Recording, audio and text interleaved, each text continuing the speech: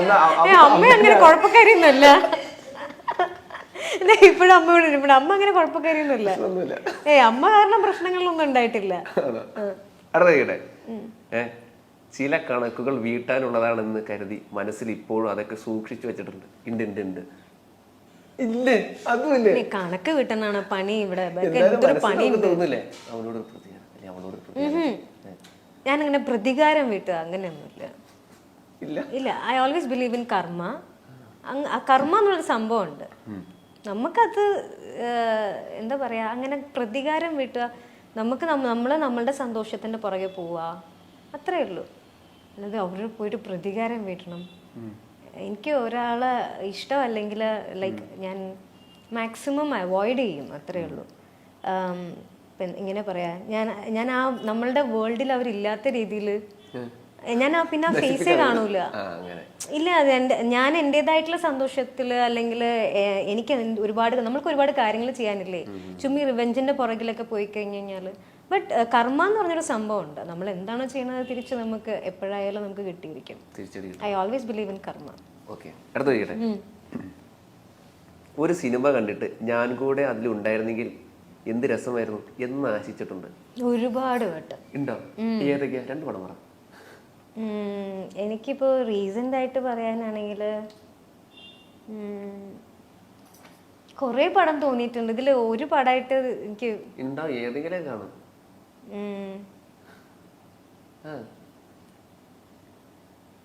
ഇപ്പൊ റീസെന്റ് ആയിട്ട് കണ്ടത് ഏതാ?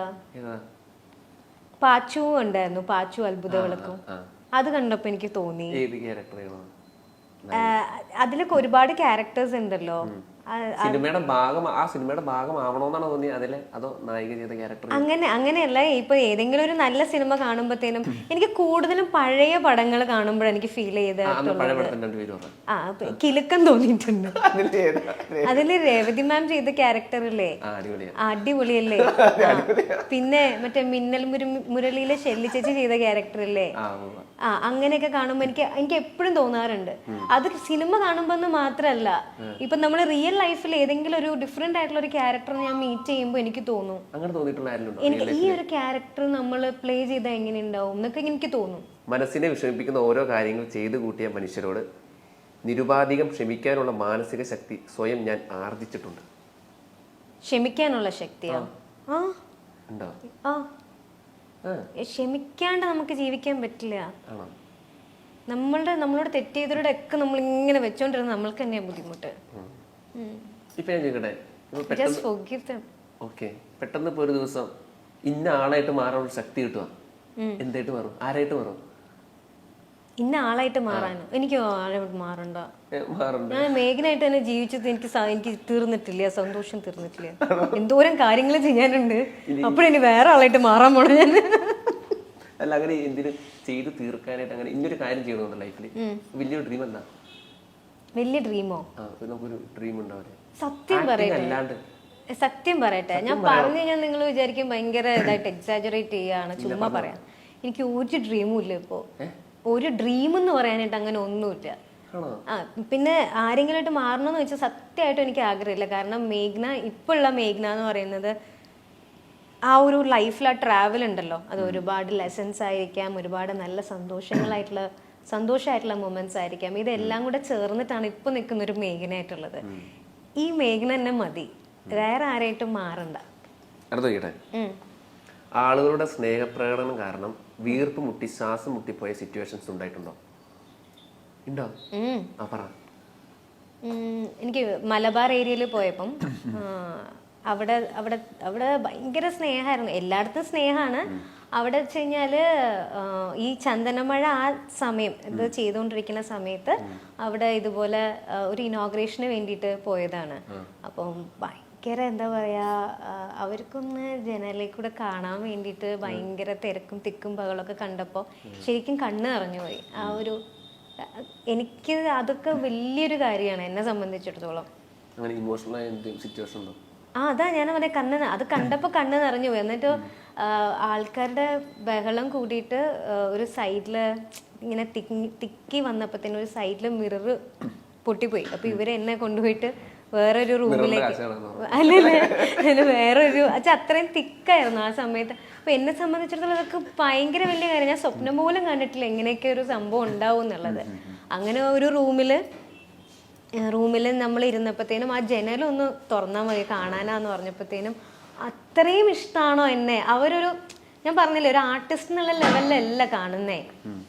അവരുടെ വീട്ടിലൊരു കുട്ടി ഒരുപാട് നാൾ കഴിഞ്ഞ് വരുമ്പോഴത്തേനും അവർക്കൊരു എക്സൈറ്റ്മെന്റ്, ആ ഒരു സ്നേഹം ഉണ്ടല്ലോ, അത് കണ്ടപ്പോൾ ശരിക്കും കണ്ണറിഞ്ഞു പോയിട്ടുണ്ട്. അങ്ങനെയാണ് കാര്യങ്ങൾ. ക്വസ്റ്റ്യൻസ് ഒക്കെ തീർന്നോ? ട്രോളാനുള്ളൊക്കെ കിട്ടിയിട്ടില്ലേ? അടുത്തതായി ഒരു പ്രാങ്ക് കോളാണ്. മേഘന ചേച്ചിയുടെ ഫ്രണ്ടായ ആലീസ് ക്രിസ്റ്റീനാണ് പ്രാങ്ക് ചെയ്യുന്നത്. ചേച്ചി വിളിക്കല്ലേ? ഹലോ ചേച്ചി. എന്താടി വയ്യേ? ഇല്ല ചേച്ചി, ഉറക്കമായിരുന്നു, പറഞ്ഞോ. ആ ഓക്കെ ഓക്കെ ഓക്കെ. ഇപ്പൊ ഫ്രീ ആണോ സംസാരിക്കാനേ? ആ ഫ്രീയാ. ആ ആ ആ ശരി. ഷൂട്ടിലാണോ? അല്ല ചേച്ചി, വീട്ടിലുണ്ട്. വീട്ടിലുണ്ടോ? നീ റീസെന്റ് ആയിട്ട് എവിടെയെങ്കിലും ഇന്റർവ്യൂ കൊടുത്തിട്ടുണ്ടായിരുന്നോ? എന്റെ സിംഗിൾ ഇന്റർവ്യൂയോ? ഏത് ഇന്റർവ്യൂ? എനിക്ക് ഇങ്ങനെ ഭയങ്കര കോൾസ് വന്നോണ്ടിരിക്കുക, അതാ ചോദിക്കുന്നത്. ഏതെങ്കിലും ഇന്റർവ്യൂ കൊടുത്തിട്ടുണ്ടായിരുന്നോ? ഇല്ല, ഒന്നും കൊടുത്തില്ലെന്ന് തോന്നുന്നു. എന്താ പറ്റി? ഏതോ ഒരു ഇന്റർവ്യൂല് എന്തോ എന്നെ പറ്റി എന്തോ സംസാരിച്ചിട്ടുണ്ട്, ഭയങ്കര മോശമായിട്ടാ സംസാരിച്ചേക്കണെന്നൊക്കെ പറയുന്നു. ഇല്ല, ഞാൻ ഇടയ്ക്ക് ഇന്റർവ്യൂ ഒന്നും കൊടുത്തില്ല. എനിക്ക് ഇങ്ങനെ കോൾസ് വന്നോണ്ടിരിക്കുക. ആലീസ് എന്താ ഇങ്ങനെ പറഞ്ഞേന്ന് ചോദിച്ചു. ഇന്റർവ്യൂ അയച്ചു തരാൻ പറ ചേച്ചി. ആണോ? നീ കൊടുത്തിട്ടില്ലെന്ന് ഉറപ്പാണോ? ആ, എന്റെ ഓർമ്മയില് ഞാൻ ലാസ്റ്റ് ഇന്റർവ്യൂ കൊടുത്തത് ഒരു 3-4 മാസത്തിലേക്ക് മുമ്പായിരിക്കും. എനിക്ക് ഓർമ്മയേ ഇല്ല. എന്തോ ചേച്ചി ഭയങ്കര ജാടയാണ്, ആ രീതിയിലൊക്കെ സംസാരിച്ചു. ഭയങ്കര മോഡ, ഭയങ്കര അഹങ്കാരം. ഇന്റർവ്യൂ അയക്കാൻ പറ അവരടുത്ത്. ആണോ? ആ ചേച്ചി പറ, ഞാൻ ഇന്റർവ്യൂ അയക്കാൻ കണ്ടു കഴിഞ്ഞിട്ട് അവളെ വിളിക്കാം. ഞാനും വിചാരിച്ചു നീ എന്നെ പറ്റി അങ്ങനെയൊക്കെ പറയുവോ, നമ്മൾ അത്ര ഇതായിട്ട് എപ്പോ തൊട്ടുള്ള ബന്ധം. ഇല്ല, ഇന്റർവ്യൂ ഞാൻ കൊടുത്തിട്ട് തന്നെ കൊറേ കാലമായി.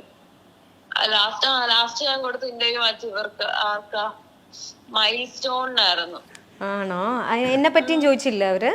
ഇല്ല, അവരൊന്നും ചോദിച്ചില്ല. അവര് ചോദിച്ച മുഴുവൻ സജിനെ പറ്റിയായിരുന്നു, എന്നെ പറ്റി പോലും അവരൊന്നും ചോദിച്ചില്ല. ആണോ? എനിക്ക് ആകെപ്പാടെ ഭയങ്കര വിഷമായി പോയടാ, അതാ ഞാൻ വിളിച്ചത്. എനിക്ക് കാരണം ഇത്ര ഇതായിട്ടേ നീ അങ്ങനെ പറയോ എന്നെ പറ്റി എന്നൊക്കെ ആയിപ്പോയി എനിക്ക്. ആ ഇല്ല അല്ലേ?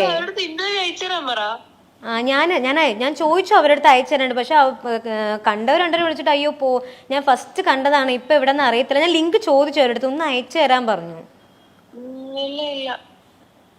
ഇല്ല അല്ലേ? Okay okay. അതെ, ഞാനിവിടെ മൈൽ സ്റ്റോണിൽ ഇരിക്കുക, പ്രാങ്കാ.